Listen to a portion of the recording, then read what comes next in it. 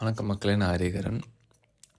இன்றைக்கி வீடியோவில் வந்து நம்ம ஒரு பெரிய டேரக்டர், அதாவது இன்ன வரைக்கும் இந்தியாவில் இருக்க வந்து ஒரு பெரிய நிறையா பேருக்கு, இந்தியா மட்டும் இல்லை வேர்ல்டு வைடில் இருக்க டேரக்டர்ஸ்க்கு வந்து ஒரு பெரிய இன்ஸ்பிரேஷனான உள்ள director another Christopher Nolan. Last video கூட ஓப்பன் நான் ஒரு எக்ஸாம்பிளாக சொல்லியிருப்பேன். அந்த மாதிரி அவரோட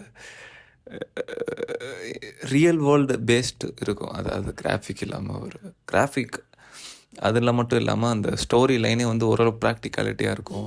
அதனால் அவர் யூனிக்கான ஆள்.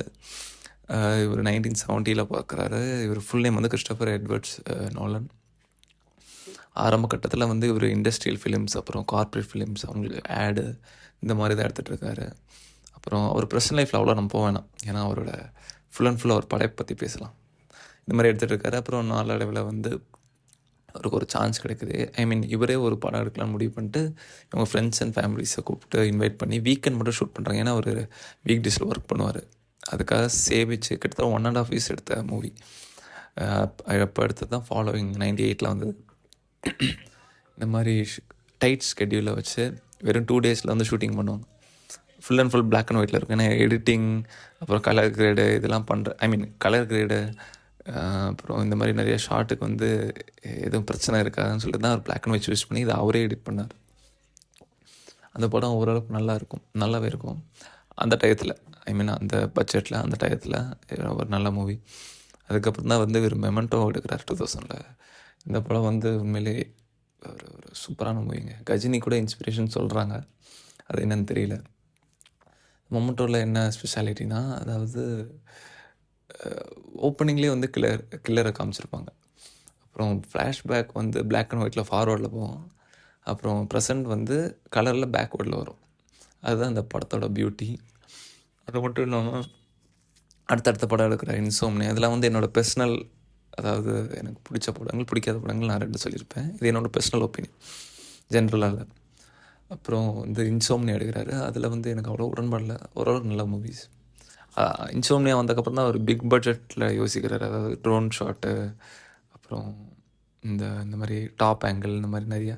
ஏன்னா இன்சோம்னியா மொமெண்டோவில் வந்து சும்மா லோ ஆங்கிளில் எடிட்டிங்கில் தான் அவ்வளோ பண்ணியிருப்பார். அப்புறம் இன்சோம்னியா வந்தோடனே தான் அடுத்து டார்க் நைட், பேட்மேன் பிகின் ஆரம்பிக்கிற 2005. WBயோட இணைஞ்சு இந்த மாதிரி எடுக்கும்போது ஓரளவுக்கு பிக் பட்ஜெட் வர ஆரம்பிக்கிறாரு. பேட்மேன் பிகின், இந்த பேட்மேன் ட்ரையாலஜி வந்து ஓரளவுக்கு லீனியராக தாங்க இருக்கும். ரொம்ப காம்ப்ளிகேட்டடாக இருக்குது மற்ற ஸ்கிரிப்டை கம்பேர் பண்ணும்போது.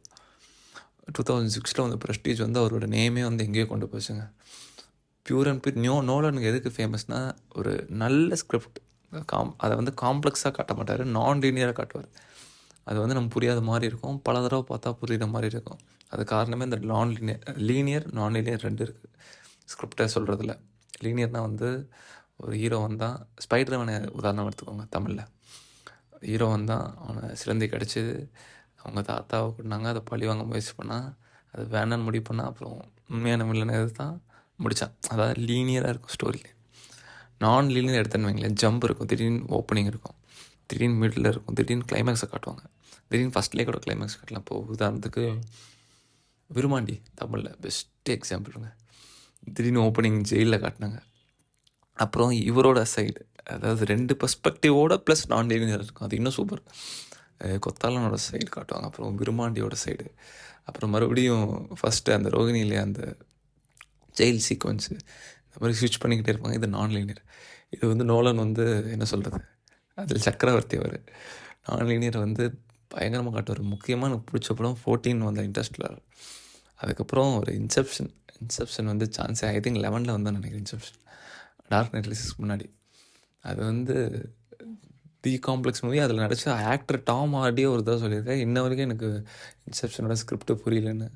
அந்தளவு காம்ப்ளெக்சிட்டியோட பீக்கில் போயிருப்பார். அதாவது அந்த படத்துக்கு என்ன தேவையோ அதுக்கேற்ற மாதிரி தான் பட்ஜெட் வச்சு, சிஜி குறைவாக வச்சு, அதில் என்ன அளவுக்குன்னா அந்த ஒரு சீனில் வந்து கிராவிட்டி இல்லாத மாதிரி காட்டணும். அதாவது ரூமே அவங்க சுற்றுற மாதிரி. அதுக்கு வந்து அந்த காரிடாரே வந்து ஒரு மாதிரி ரெடி பண்ணி அது ஹோலாக சுற்றி அந்த ஸ்டண்ட்டே ரொம்ப ரியலிஸ்டிக்காக எடுத்துருப்பார். 0 கிராவிட்டி தான். அது மாதிரி நிறைய ஸ்டண்ட் இருக்குது அந்த படத்தில். அப்புறம் இன்டர்ஸ்டெல்லருக்கு அப்புறம் 3 இயர்ஸ் ஒன்ஸ் அவரோட படம் வர ஆரம்பிச்சது. முக்கியமாக அவரோட காம்போ பார்த்தீங்கன்னு வைங்களேன், அதுக்கு முன்னாடி சொல்கிறேன். மியூசிக் வந்து ஹேண்ட் ஜிம்மர், அதாவது மணிரத்னம் ரஹ்மான் மாதிரி இருக்கும் அந்த காம்போ. டார்க் நைட் ரைசஸ் ஃபுல்லாக இருக்கும் ஹேண்ட் ஜிம்மரோட. அப்புறம் வந்து இது இன்செப்ஷனு, அப்புறம் இன்டர்ஸ்டெல்லார், அப்புறம் டன்கிர்க் வரைக்கும் ஹேண்ட் ஜிம்மர் பயன்படுத்துகிறாங்க. 2017 வந்து டன்கிர்க்கு. அதுக்கப்புறம் 20 வந்தது டெனட். அதுக்கப்புறம் வந்து அவர் ஹேண்ட் ஜிம்மர் வந்து டியூன் போஸ்ட் ப்ரொடக்ஷன் அதுக்கு போயிட்டனால அவர் கிடைக்கல. அப்புறம் லுட்விக் ஒரக்சன், அவரும் பிளாக் பேந்தர் நிறையா டாப் ஒர்க் பண்ணியிருக்காரு. லுட்விக் ஒரக்சன் வந்ததுக்கப்புறம் அவங்க காம்போ வந்து இப்போது 2 படங்களாக ரொம்ப சூப்பராக இருக்குங்க. டெனட்டில் வந்து அந்த டைம் இன்செஷன், அப்புறம் அந்த ரிவர்ஸ், முக்கியமாக டைமில் ரிவர்ஸ் வந்து பயங்கரமான கான்செப்ட். இது எப்படி எடுத்தாருன்னே தெரியல. அப்புறம் 3 வருஷம் கழிச்சு வந்து நம்ம ஓப்பன் ஐமரில் நிற்கிறோம். எனக்கு தெரிஞ்ச நெக்ஸ்ட் மூவி 26 வரும்னு நினைக்கிறேன், இதே குரோத்தில் போச்சுன்னா.